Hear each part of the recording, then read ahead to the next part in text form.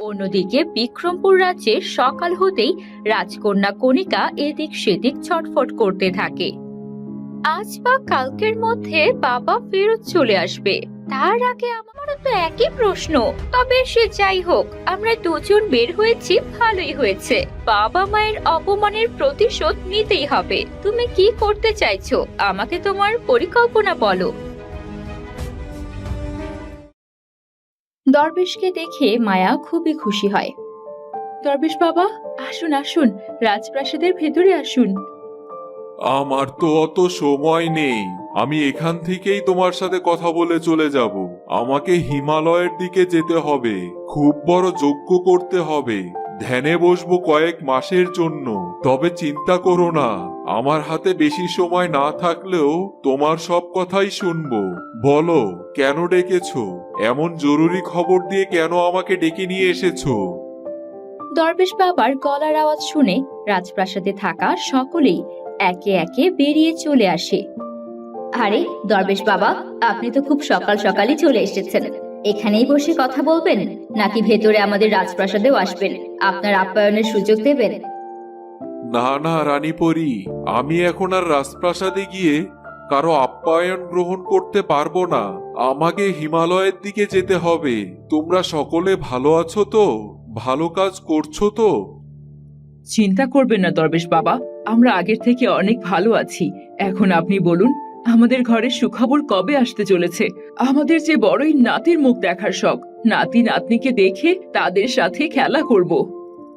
আমি বুঝতে পেরেছি, তোমরা কোনো চিন্তা করো না। মায়া খুব তাড়াতাড়ি সুখবর দিবে। আর আমি দেখতে পাচ্ছি মায়ের এবার যে সন্তান হবে সে রাজকুমার হবে। আপনি সত্যি বলছেন দরবেশ বাবা? আমার তো বিশ্বাসই হচ্ছে না। আপনাকে অনেক ধন্যবাদ দরবেশ বাবা। হ্যাঁ দরবেশ বাবা, আপনি আমাদের সকলের মনের আশা পূরণ করলেন। তবে এই সুখবরটা আমরা কদিনের মধ্যে পেতে পারি? এই সুখবরটা আমি তোমাদের আজই দিয়ে যাচ্ছি। আসলে আমি ইচ্ছা করে কদিন আগে আসিনি, আমি জানতাম আর দুদিন আগে এলেই হয়তো তোমাদেরকে নিজের মুখে সুখবর দিতে পারতাম না। আসলে মায়াপরী গর্ভবতী। আজ থেকে 9 মাস পরে মায়ার কোলজোরে আলো করে চলে আসবে রাজকুমার। তবে হ্যাঁ, রাজকুমারের যেন কোনো অযত্ন না হয়, তা না হলে কিন্তু রাজ্যের জন্য ভালো হবে না। কি বলছেন আপনি?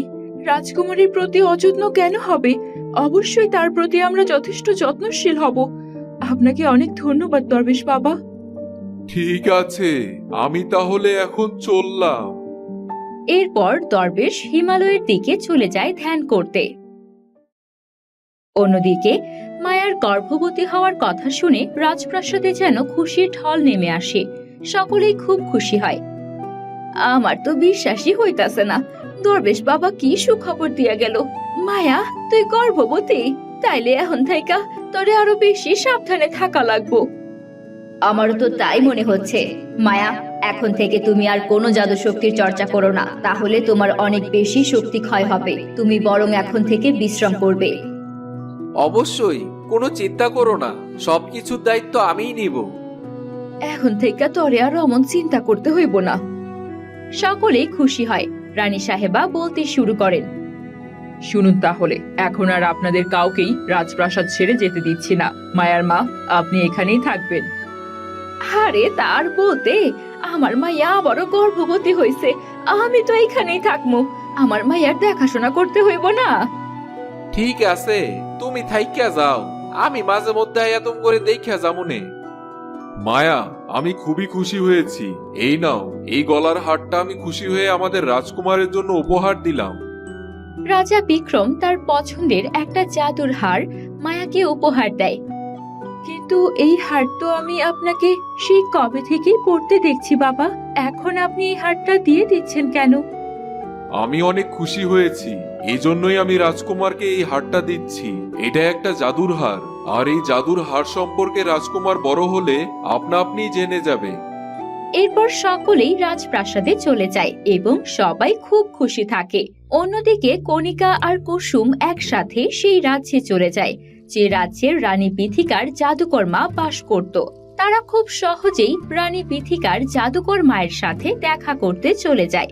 জাদুকর্ণী তখন একটা জাদুর জন্য ধ্যান করছিল। এমন সময় কণিকা সেখানে গিয়ে বলতে শুরু করে, নানু, আমি কণিকা, আপনার মেয়ে বিথিকার একমাত্র কন্যা। আমি আপনার কাছে বিপদে পড়ে সাহায্য চাইতে এসেছি।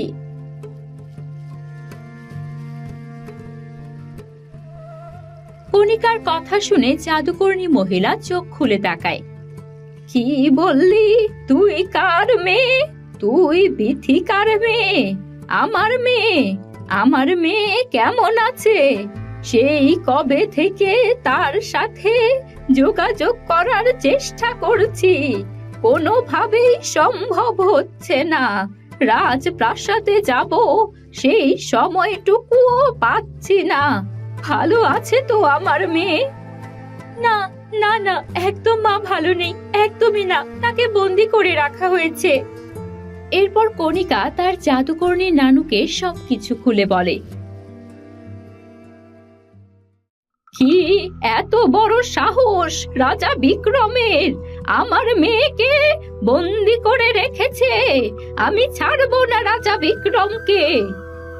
তবে আপনি কি করে একা রাজা বিক্রমের সাথে লড়াই করতে পারবেন? বাবা তো খুব শক্তিশালী, তার সিপাহীও শক্তিশালী। এখন তো তার সাথে রানী পরেও আছে। তারা সকলে মিলে তো আমাদেরকে সহজেই আক্রমণ করে আবারও বন্দি করে ফেলতে পারবে। তাও ঠিক কথাই বলেছিস তুই। তবে কি বলতে চাইছিস? এখন আমি কি করব? নিজের মেয়েকে বন্দি অবস্থায় দেখে তাকে মুক্ত করব না? আর এই মেয়েকে, একে সাথে করে কেন নিয়ে এসেছিস? এ হলো কুসুম, আমাদের পাশের রাজ্যের মন্ত্রী মেয়ে। আমি যে ঘটনাগুলো বললাম সেখানে তো কুসুমও ছিল। হ্যাঁ হ্যাঁ, মনে পড়েছে। আয়, এদিকে আয়।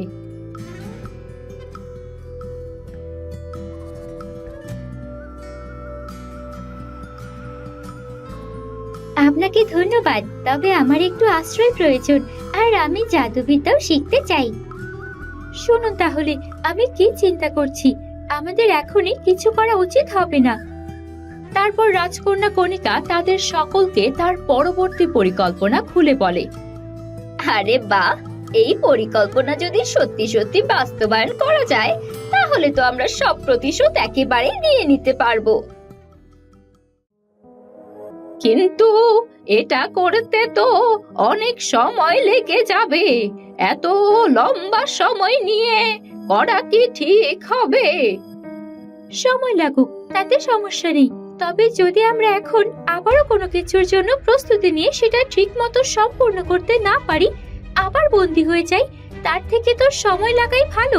কি বলো নানু, আমি ঠিক বলছি না? ঠিক আছে, তুই ঠিক কথাই বলেছিস। আমার মেয়ের মতোই বুদ্ধিমতী হয়েছিস।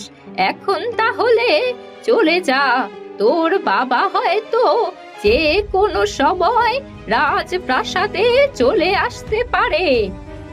ঠিক আছে নানু, আমি চলে যাচ্ছি। কুসুম এখানেই থাকবে। আপনি কুসুমকে আমি যেভাবে বললাম সেই পরিকল্পনা অনুযায়ী জাদু শিখিয়ে দেবেন, আর সেভাবেই কাজ করতে থাকো কুসুম। এরপর কণিকা আর সেখানে এক মুহূর্ত দেরি না করে রাজপ্রাসাদের উদ্দেশ্যে চলতে শুরু করে। অন্যদিকে কুসুম সেই জাদুকরণী মহিলার থেকে জাদু আর তন্ত্রবিদ্যা শেখার জন্য থেকে যায়। এই তো আর কিছুক্ষণের মধ্যে জঙ্গলের শেষ চলে আসবে। এই জঙ্গল পেরিয়ে রাজপ্রাসাদের প্রবেশদ্বার। আমাকে সেখানে গিয়ে আবারও জামা কাপড় পাল্টে নিতে হবে। দাসীর বেশি আমাকে লুকিয়ে লুকিয়ে রাজকন্যার কক্ষে প্রবেশ করতে হবে। কেউ যেন না জেনে যায় যে আমি এতক্ষণ রাজপ্রাসাদে ছিলাম না।